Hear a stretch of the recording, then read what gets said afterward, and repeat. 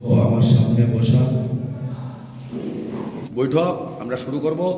আজকের এই সাংগঠনিক বৈঠকে সভাপতিত্ব করার জন্য আমি 53 কৈলাসহর মণ্ডল কমিটি আমাদের আজকে সাংগঠনিক বৈঠক বৈঠকের কার্যক্রম আমরা এখন শুরু করব।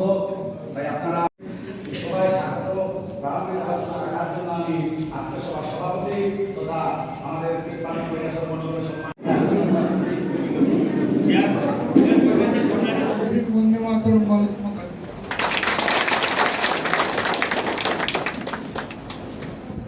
সবাইকে আমি গৈরিক অভিনন্দন এবং নমস্কার। শ্রদ্ধেয় ভবানচন্দ্র দাস মহাশয়কে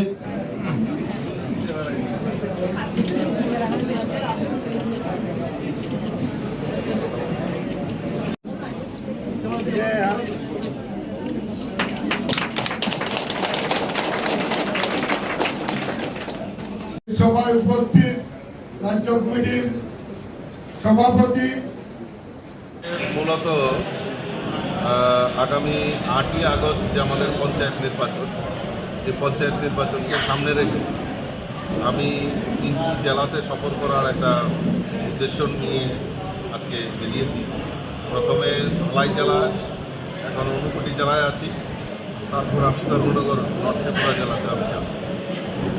ঊনকোটি জেলার মোটামুটি পাপিয়াছড়া এবং আজকে এখন কৈলাসহরে আমরা সভা করছি। আমাদের যারা প্রার্থী, আমাদের যারা পুলিং এজেন্ট, আমাদের যারা কার্যকর্তা, তাদের নিয়ে আমি বৈঠক করছি।